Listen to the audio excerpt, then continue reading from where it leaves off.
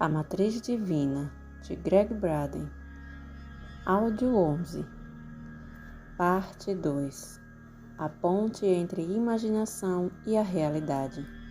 Como a Matriz Divina funciona. Somos observadores passivos ou criadores poderosos. Capítulo 3. Abre aspas. Por que o universo é tão grande? É porque estamos aqui. Fecha aspas. John Wheeler, físico. Abre aspas. A imaginação cria a realidade. O homem é todo imaginação. Fecha aspas. Neville, visionário e místico. Em 1854, o chefe Seattle de uma tribo indígena avisou aos legisladores de Washington que a destruição da vida selvagem na América do Norte provocaria efeitos que iriam além da época que viviam e ameaçaria a sobrevivência das gerações futuras. Com essa sabedoria profunda, tão verdadeira hoje como foi em meados do século XIX, o chefe teria declarado: o homem não teceu a rede da vida, ele simplesmente é um dos seus fios. Seja lá o que ele fizer, a rede estará fazendo a si próprio. O paralelo entre a descrição do chefe Seattle e de nosso lugar na rede da vida e a nossa conexão à matriz divina e dentro dela é inequívoca. Como parte de tudo que vemos, somos participantes de uma conversação em andamento, um diálogo quântico com nós mesmos, com o nosso mundo e além dele. Dentro dessa troca cósmica, nossos sentimentos, emoções, orações e crenças de todo instante representam nossa fala ao universo. E tudo, na vitalidade de nosso corpo, a paz em nosso mundo, é o universo nos respondendo. Qual o significado de participar do universo? Como mencionado no capítulo anterior, o físico John Wheeler sugere que não apenas temos um papel na peça que ele chama de universo participativo, como também desempenhamos o papel principal nela. O mais importante da proposição de Wheeler é a palavra participativo. Nesse tipo de universo, o leitor e eu somos parte da equação. Ambos somos capazes de catalisar os eventos de nossa vida e de participar das experiências que criamos. São coisas que acontecem ao mesmo tempo. Somos parte de um universo cujo trabalho encontra-se em andamento. Nessa criação inacabada, somos pequenos remendos do universo que olha para si próprio e que constrói a si mesmo. A sugestão de Wheeler abre a porta para possibilidades radicais, admitindo-se que seja verdade o fato de a consciência ser capaz de criar. Segue-se que o universo pode ser o resultado dessa consciência. Apesar de os pontos de vista de Wheeler terem sido propostos no final do século XX, não podemos deixar de lembrar aquela declaração de Max Planck em 1944, quando ele disse que todas as coisas existem por causa de uma mente inteligente, que ele denominou de a matriz de toda a matéria. A pergunta que implora por uma resposta nesse ponto é simplesmente: que mente é essa? Em um universo participativo, o ato de focalizarmos nossa consciência, de olharmos para algum lugar e examinarmos o mundo, é, por si mesmo, um ato de criação. Nós somos aqueles que observam e estudam o mundo. Somos a mente, abre parênteses, ou pelo menos parte de uma grande mente, fecha parênteses, como Planck descreveu. Ao olharmos para todos os lugares, nossa consciência faz algo para vermos. Princípio 5. O ato de focalizar nossa consciência é um ato de criação. A consciência cria. Em nossa busca para encontrarmos a menor partícula de matéria e na pesquisa para definirmos os limites do universo, essa relação sugere ser bem possível que não encontremos nenhuma coisa nem outra. Não importa até que ponto perscrutemos o mundo dos quanta, do átomo ou a que distância penetremos na vastidão do espaço exterior. O ato de olharmos tendo a expectativa de que algo existe pode ser precisamente a força que cria algo para vermos. Um universo participativo, exatamente o que isso subtende. Admitindo que a consciência verdadeiramente crie, quanto de poder nós realmente temos para mudar o mundo? Essa pergunta tem uma resposta surpreendente.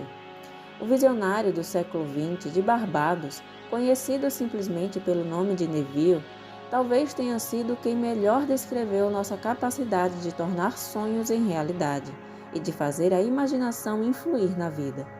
Por meio de seus muitos livros e palestras, em termos simples e francos, ele compartilhou seu grande segredo de como navegar pelas muitas possibilidades da matriz divina. Olhando pela perspectiva de Neville, tudo que experimentamos, literalmente tudo que nos acontece ou que é feito por nós, é produto da nossa consciência e nada além disso. Ele acreditava que nossa capacidade de aplicar essa compreensão por meio do poder da imaginação era tudo que se antepunha entre nós e os milagres da nossa vida.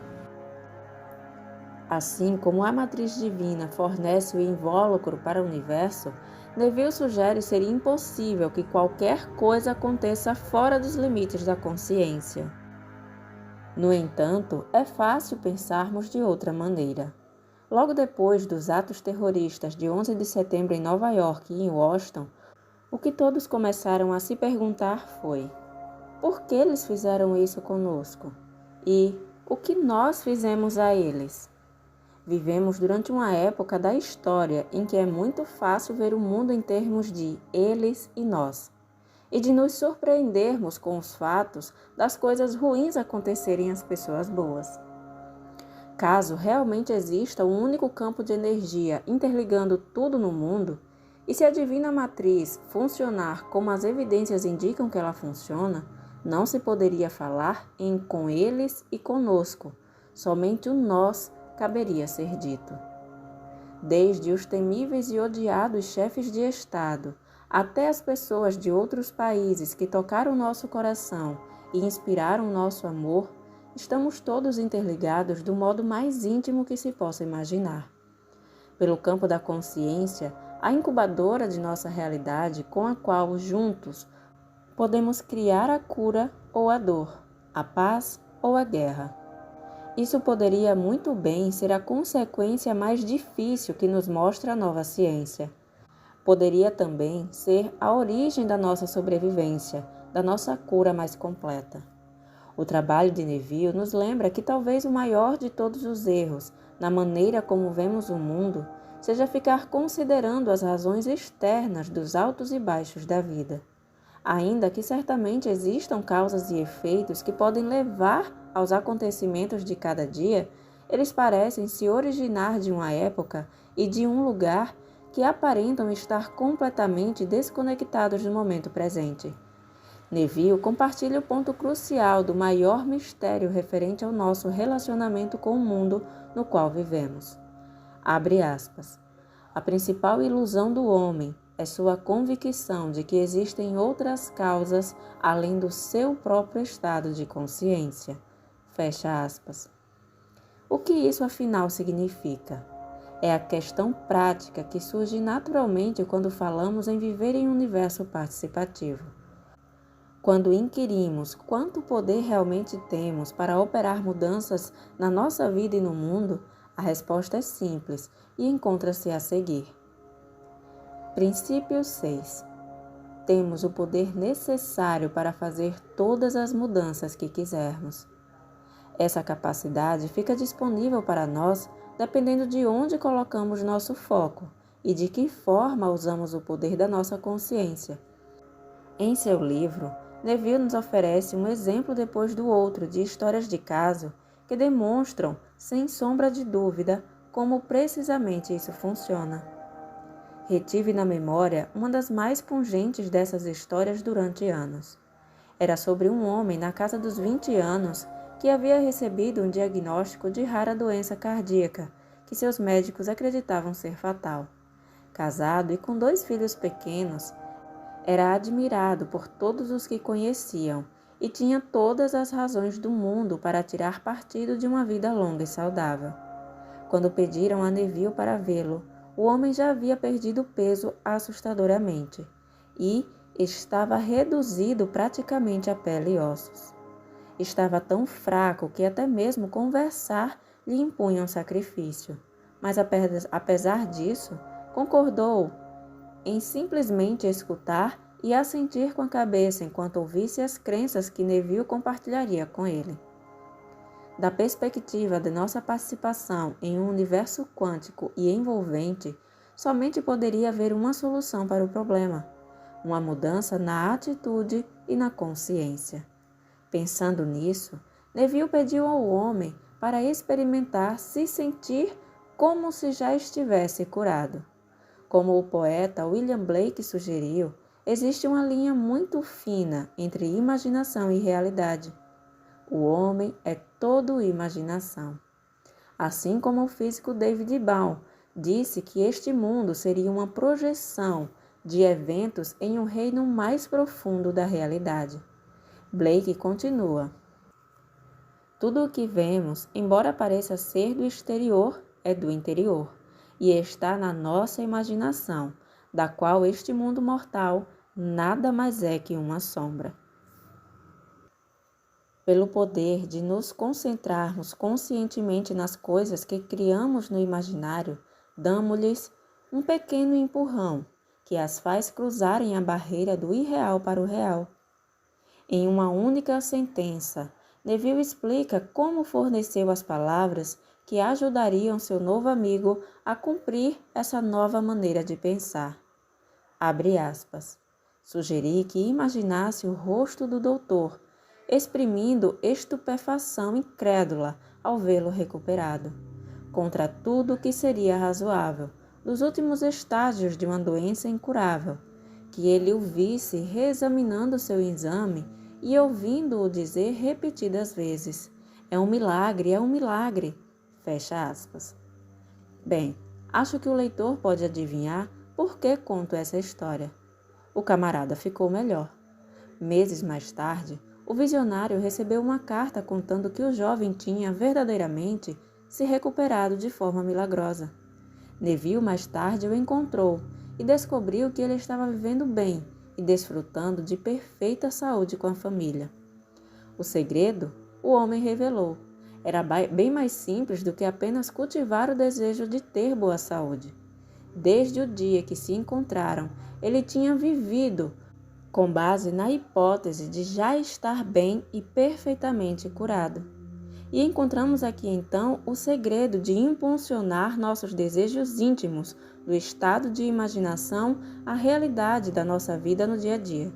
É nossa capacidade de sentir como se os sonhos tivessem sido realizados, os desejos atendidos e as orações respondidas. Dessa maneira, ativamente, compartilhamos daquilo que Weller chamou de universo participativo. Viver da resposta. Entre a situação de trabalhar para obter um resultado e a de pensar e sentir os efeitos do resultado, existe uma diferença sutil, embora poderosa.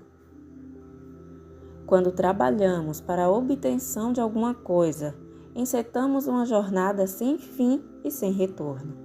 Conquanto possamos identificar os marcos do progresso de nossa atividade e estabelecer metas que mostrem nossa aproximação do objetivo, em nossa mente estaremos sempre a caminho da meta, em lugar de nos encontrarmos na experiência de alcançá-la. Precisamente por isso é que a admoestação de Neville é tão poderosa para a nossa vida quando nos fala que devemos entrar na imagem do desejo do nosso coração e pensar a partir dela. No estudo antigo das artes marciais, temos uma bela metáfora no mundo físico exatamente sobre como esse princípio age na nossa consciência. Sem dúvida, o leitor já deve ter presenciado apresentações de pessoas treinadas nessas disciplinas. Quando, ao convergirem seus poderes de concentração e força em um único momento de intenso foco, tornam-se capazes de executar feitos de execução inimaginável em qualquer outra circunstância, tal como quebrar um bloco de concreto ou uma pilha de pranchas de madeira. O princípio que possibilita essas demonstrações é o mesmo descrito por Neville na história da cura do jovem. Apesar dos truques às vezes usados para realizar esses feitos extraordinários, sem a conotação espiritual, o segredo do sucesso, quando eles são autenticamente executados, depende do local onde o executor da arte marcial coloca sua atenção. Quando escolhem partir um bloco de concreto, por exemplo, a única coisa que lhes passa pela cabeça é o ponto de contato em que a mão tocará a superfície do bloco, exatamente como Neville sugere em suas instruções ao homem moribundo. A chave é concentrar o foco no local do ato completo, a cura já alcançada ou o tijolo já partido. Os praticantes de artes marciais fazem isso concentrando a atenção consciente em um ponto que está além da base do bloco. A única maneira da mão do praticante estar em tal local é caso ele já tenha passado através do espaço entre seu dono e aquele ponto. O fato de o espaço aparentemente encontrar-se ocupado por algo sólido, tal como um bloco de concreto, torna-se praticamente secundário. Dessa maneira, eles pensam a partir de um determinado ponto de término, em vez de se preocuparem com a dificuldade de atingir tal ponto. Eles experimentam, aparentemente, a alegria da execução do ato, não em tudo o que deve acontecer para que o ato seja bem-sucedido. Esse exemplo simples nos oferece uma poderosa analogia da maneira pelo qual a consciência parece funcionar. Experimentei pessoalmente esse princípio, quando tinha meus 20 e poucos anos. Foi na época em que o centro da minha vida tinha se deslocado do trabalho e uma laminadora de cobre e da participação de uma banda de rock para o foco espiritual de um poder interior. Foi quando fiz 21 anos que súbita e inesperadamente fui atraído para uma combinação de corrida de longa distância, yoga, meditação e artes marciais. De forma apaixonada, comecei a me dedicar às 4 atividades simultaneamente, e elas passaram a ser uma rocha que me servia de apoio sempre que meu mundo parecia prestes a me esmagar. Um dia, enquanto ainda estava no dojo, o estúdio de artes marciais, e um pouco antes da aula de karatê, testemunhei até que ponto um foco concentrado pode ser poderoso. Foi algo diferente de tudo que já havia visto surgir naquela região, bem no coração do norte do Missouri. Naquele dia, nosso instrutor foi entrando e nos propondo uma questão bem diferente da prática do dia a dia, a qual já tínhamos nos habituado. Ele explicou que ele se sentaria no centro do espesso colchão que usávamos para aprimorar nossas habilidades, fecharia os olhos e começaria a meditar. Durante esse exercício, ele esticaria os braços de cada lado do corpo com as palmas das mãos abertas e voltadas para baixo. Ele nos pediu alguns minutos para que pudesse se ancorar naquela posição, imitando um T, e convidou-nos então a fazer um movimento qualquer capaz de alterar sua posição. Havia 2 homens para cada mulher em nossa classe, e sempre tinha havido, até então, uma competição amigável entre os sexos. Naquele dia, entretanto, essa divisão não ocorreu.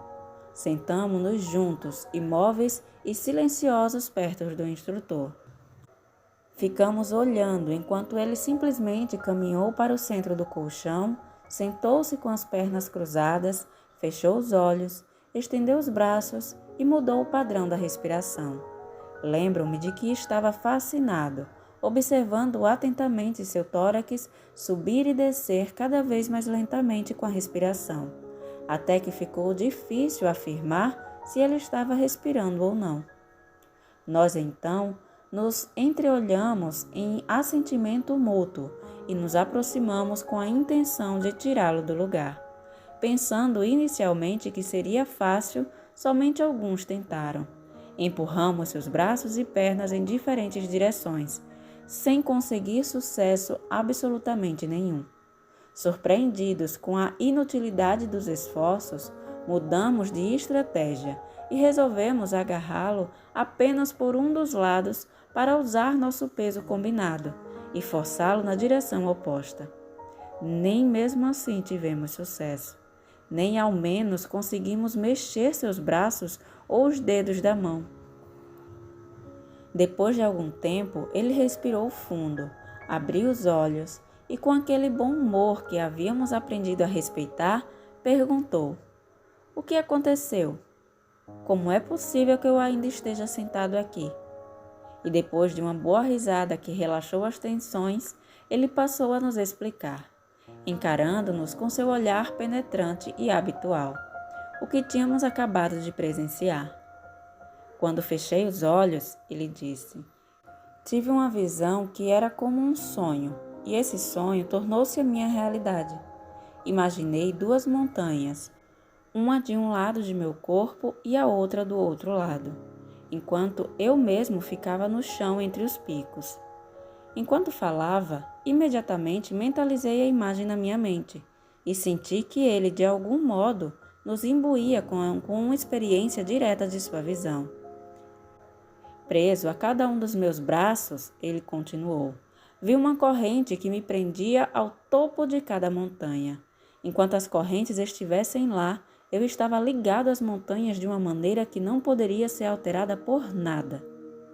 Nosso instrutor olhou em volta.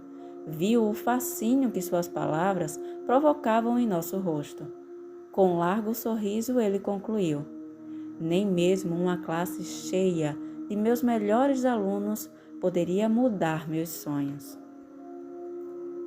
Com uma breve demonstração durante uma aula de artes marciais, esse belo homem tinha nos proporcionado uma experiência direta do poder de redefinir nosso relacionamento com o mundo. A lição tinha sido menos sobre a reação que o mundo nos mostrava e mais sobre criar nossas próprias regras para o que decidíssemos experimentar. O segredo aqui é que nosso instrutor estava se sentindo como se já estivesse fixo em determinado lugar do colchão. Durante aqueles instantes, ele viveu dos resultados de sua meditação, até que resolvesse romper as correntes que criara na imaginação. Nada poderia movê-lo. E foi precisamente isso que descobrimos. Nas palavras de Neville, a maneira de realizar esse feito era fazer de seus futuros sonhos um fato presente. Em uma linguagem não científica, que soava quase que direta demais para ser verdadeira, ele nos disse precisamente como isso deveria ser feito. Por favor, não se deixe enganar pela simplicidade das palavras de Neville, quando ele sugere que tudo o que precisamos para transformar nossa imaginação em realidade é assumir o sentimento de que nosso desejo foi satisfeito. Em um universo participativo fabricado por nós mesmos, por que deveríamos esperar que fosse tão difícil ter o poder da criação? No próximo áudio, muitas possibilidades, uma realidade.